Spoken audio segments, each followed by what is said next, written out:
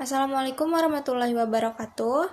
Saya Liliansa. Di sini saya akan mempresentasikan sedikit mengenai materi laporan laba rugi komprehensif dan laporan perubahan ekuitas.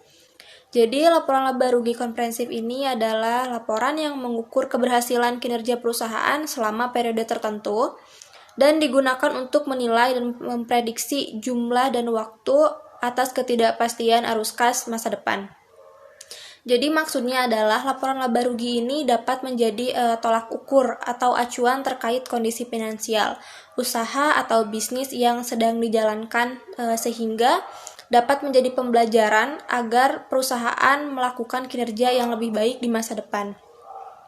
Karena seluruh kegiatan kinerja yang menggunakan biaya perusahaan tentunya akan tercatat secara detail atau terperinci dalam pembukuan. Nah, dengan demikian, efisiensi serta efektivitas kinerja perusahaan akan terpantau dengan mudah menggunakan laporan laba rugi. Lalu untuk selanjutnya, bagaimana laporan laba rugi dapat mencerminkan keadaan perusahaan yang sebenarnya? Laporan laba rugi ini kan terdiri atas pendapatan dan pengeluaran yang meliputi penjualan harga pokok biaya dan berbagai beban. Jadi maksudnya, laporan laba rugi ini bisa menjadi indikator untuk melihat perkembangan sebuah perusahaan.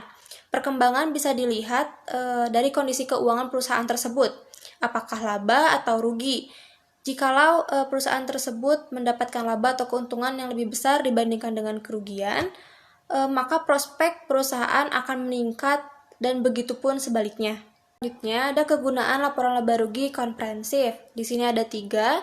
Yang pertama itu bagi investor. Nah, bagi investor itu informasinya berguna untuk memprediksi harga saham dan dividen perusahaan di masa yang akan datang.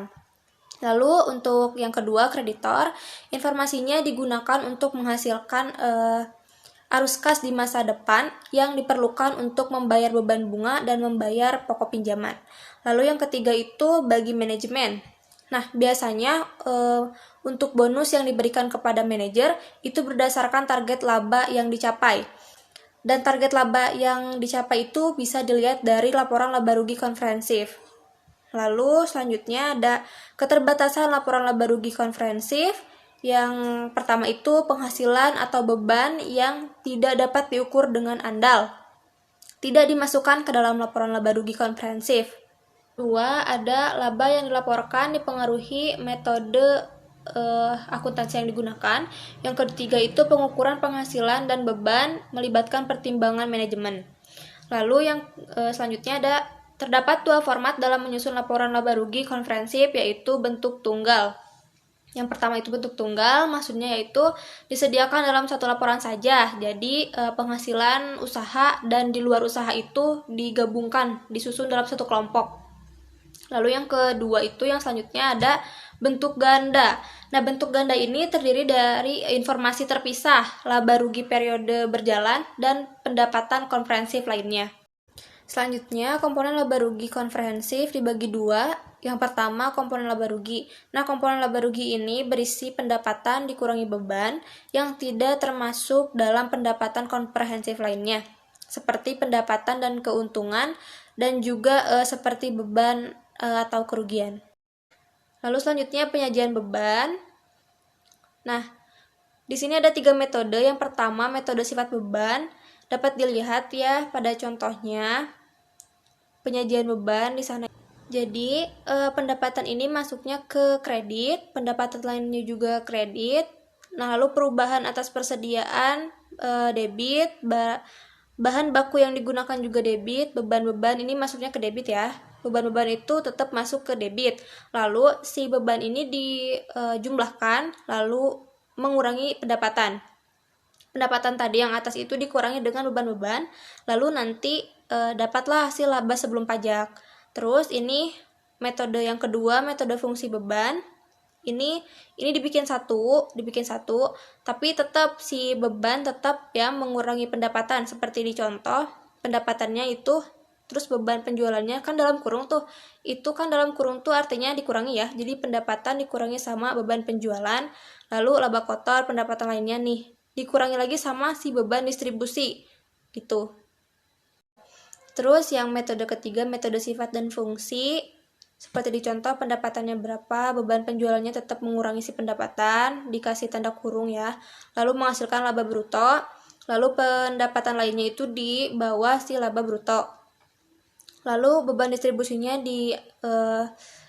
dirincikan apa aja, lalu jumlah beban distribusinya itu berapa ya, yang di pinggir yang dalam kurung itu. Lalu beban administratifnya sekarang kayak tadi kayak pendapatan distribusi lagi, dijumlahkan semuanya, lalu tetap ya mengurangi pendapatan gitu. Pokoknya setiap beban itu pasti mengurangi pendapatan.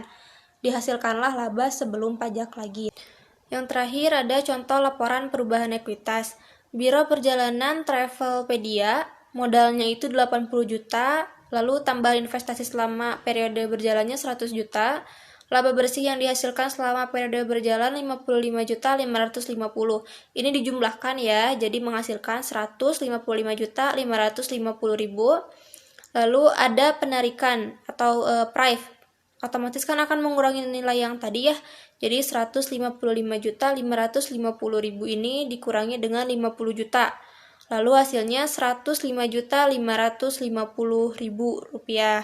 Lalu dijumlahkan dengan yang modal tadi 80 juta ditambah dengan 105 juta 550, hasilnya 185 juta 550 ribu. Sekian presentasi dari saya, kurang lebihnya mohon maaf. Wassalamualaikum warahmatullahi wabarakatuh.